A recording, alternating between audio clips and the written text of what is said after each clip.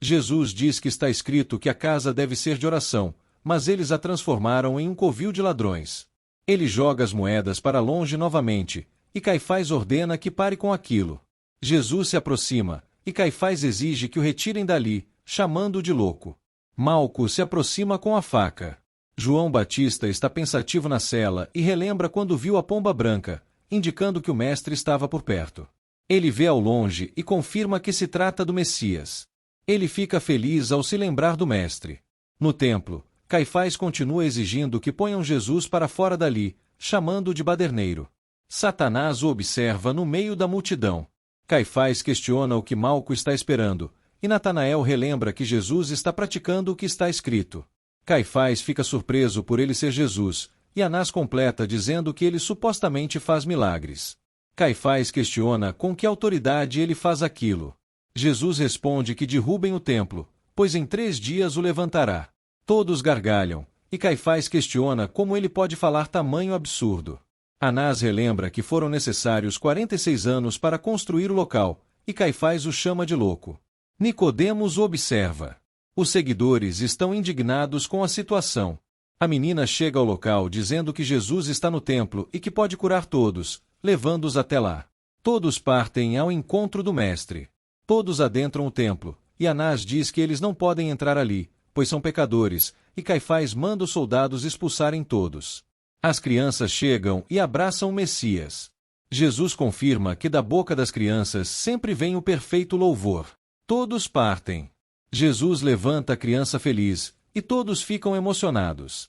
Jesus cura um cego, colocando as mãos sobre seus olhos, e assim, devolvendo-lhe a visão. Ele também cura mais 2 senhoras e uma terceira mulher. Pedro, João e Tiago ficam impactados. Mais um homem é curado e deixa de ser paralítico, podendo finalmente andar. Todos continuam observando os atos de Jesus, que está bastante feliz. Na casa da irmã, Livona conta que não está grávida e que não sabe o que fazer, alegando que tentará novamente naquela noite, colocando Judite para dormir com as ervas. Também questiona se foram ao templo fazer as ofertas, mas Adela responde que, para pessoas como ela, não há perdão. Diana diz que não acredita nesse Deus invisível, alegando que prefere os deuses romanos, que são visíveis e variados, um para cada tipo de problema. Livona se enfurece e parte. Diana pede perdão, dizendo que não deveria ter falado aquilo, mas Adela diz que ela não tem culpa, pois foi vendida como escrava e adotou outras crenças. Também diz não ser digna desse Deus, mas sempre ora por ela, Dimas e Gestas. Na hospedaria, todos observam o bêbado, e Susana presta atenção em Dimas e Gestas. O bêbado acaba dormindo, e os ladrões acham a ocasião perfeita. Susana continua quieta, observando-os roubarem descaradamente. Ela se aproxima e exige que se comportem ali, deixando claro que se arrependerão caso não devolvam o que pegaram. Dimas devolve e parte com Gestas. Susana olha para o bêbado e parte. Helena diz que voltará rapidamente, e Cláudia pede que um servo vá em seu lugar, mas a filha diz que não gosta de ficar trancada no palácio. A mãe dispensa a massagista e comenta que a filha tem saído muito ultimamente. A filha diz que não há nada para contar e que não existem segredos entre elas. Cláudia pede que ela fique no palácio, pois receberam maquiagens e cremes, necessitando da opinião da filha. Helena não gosta da ideia, mas mesmo assim fica. Maria agradece a Deborah pela recepção, e Deborah se emociona ao falar de Zilá. Miriam questiona se ela está se sentindo bem. José de Arimateia chega e diz ser um prazer conhecer a mãe de Tiago. Maria agradece e apresenta Miriam e Ioná. Arimateia conta que tiveram um dia agitado no templo, pois Jesus acabou com tudo lá. Maria fica chocada, e Deborah revela ao pai que o Messias é irmão de Tiago. Tiago diz que é a primeira vez que Jesus causa problemas na Páscoa, e Miriam deixa claro que Jesus jamais causou problemas. Tiago relembra a Páscoa no templo, e Maria explica que Jesus tinha apenas 12 anos quando tudo aconteceu. Jesus responde que seu pai está no céu, pois a morte não tem poder sobre ele. Maria o procura desesperada junto de José e o encontra, abraçando-o fortemente e questionando o motivo de ter feito aquilo, pois morreu de preocupação. Jesus questiona por que estavam procurando, já que estava na casa de seu pai. José e Maria o abraçam fortemente. Tiago diz que, desde pequeno, Jesus se achava o mestre das leis, e Deborah questiona se ele está com ciúmes. Tiago desdenha. No Sinédrio, Caifás diz ser uma afronta, e Malco questiona se Jesus tem parte com o diabo. O sumo sacerdote diz não duvidar disso, afirmando que Jesus é perigoso e que não devem permitir que continue semeando a desordem, alegando que algo precisa ser feito. Nicodemos parte junto deles. O soldado abre a porta da cela, e Judas Iscariotes entra. Ele diz que o lugar de Batista não é ali e que ele deveria ter fugido.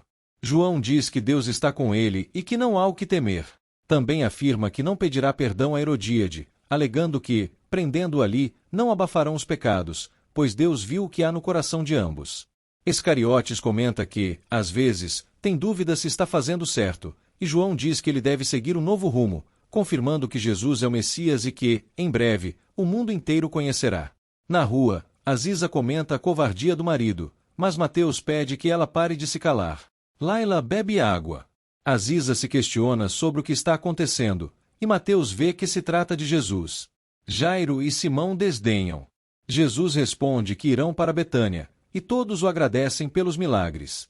Aziza questiona como podem aclamar um filho de um bastardo, e Mateus manda que ela se cale, alegando que não consegue mais ouvir sua voz. Jesus caminha em meio à multidão. Susana comenta que o movimento não acaba nunca na hospedaria, e Chabaca comenta que talvez não tenham nascido para ter uma vida calma. Madalena adentra junto com Kessia e os cumprimenta.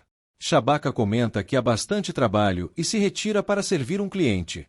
Ele acaba derrubando uma peça, alegando que a pegou de mau jeito, e pede que Demestrino volte a servir os clientes. Susana estranha, mas vai servir Madalena e Kessia. Zaqueu aconselha Demestrino a ter cuidado com Madalena, pois ela é viúva e veio à cidade sem a companhia de um homem. Demestrino não entende e parte. Kessia comenta como os homens estão olhando para ela, e Madalena diz estar ótima. Susana diz que expulsará qualquer um que aprontar com elas. Demestrino chega e a serve, e Kessia relembra que elas têm de visitar o tutor, mas a patroa revela que foi justamente por isso que veio ao local, para esquecer disso. No escritório, Pilatos comenta que Helena dispensou mais um pretendente e que quer escolher por conta própria. Petronius diz que ela ainda é muito jovem, mas Pilatos teme que ela se envolva com um judeu. Petronius diz que não acredita que isso aconteça e comenta que ela não lhe contou nada.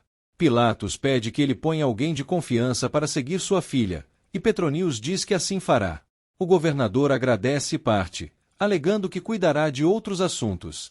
Longino chega e fica sabendo que terá uma missão. Na cozinha, Helena chega dizendo que somente Almáquio pode ajudar nessa situação. José de Arimateia faz questão de hospedar Maria, Miriam e Ioná, e Débora confirma que será um prazer. Tiago confirma que as hospedarias estão lotadas, e Débora as leva para conhecerem o quarto.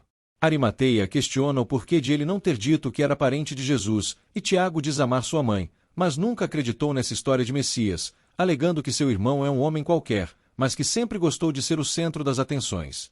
Também diz que estuda as Escrituras e já saberia se ele realmente fosse o Messias. Madalena e Kessia chegam ao escritório do centurião, e ela diz que precisa comprar algumas coisas no comércio. Petronius questiona do que se trata, alegando que não pode deixar que ela gaste sua fortuna desordenadamente. Ela desdenha de tudo, e ele se aproxima, questionando qual é o problema dela e se ela tem prazer em perturbá-lo. Eles se encaram, e ela muda completamente de feição, pedindo que Kessia se retire agora mesmo. A serva assim faz parte, fechando a porta. Madalena começa dizendo que ele saberá do que ela gosta, e ele estranha, alegando que não entende muito bem o que ela quer, mas Madalena diz que ele precisa apenas sentir, não entender, e gargalha. Petronius a chama de louca, mas Madalena diz que todos são loucos neste mundo e afirma que alguns lutam contra isso, enquanto outros se entregam. Ela começa a beijá-lo fortemente. Ele corresponde aos beijos e a põe em cima da mesa. Ela gargalha, achando ótimo, e os beijos continuam. À noite, na hospedaria, Liba comenta que o marido está distante, e o mesmo conta que não para de pensar em Jesus.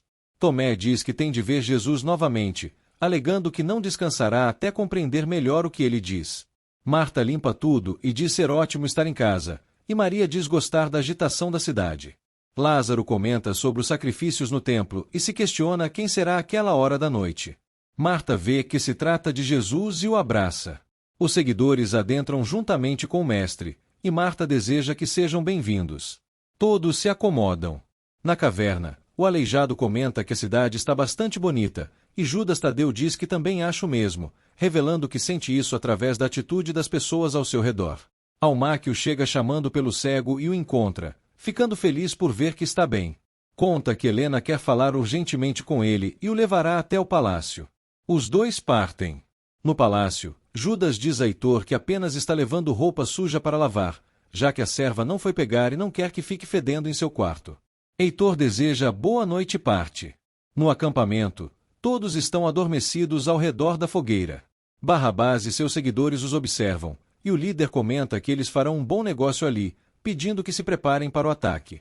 Um deles corta o pescoço de um dos soldados, matando-o. Cornélios vê os rebeldes, e a briga começa após Barrabás dizer que eles pagarão pelo que fizeram a João Batista.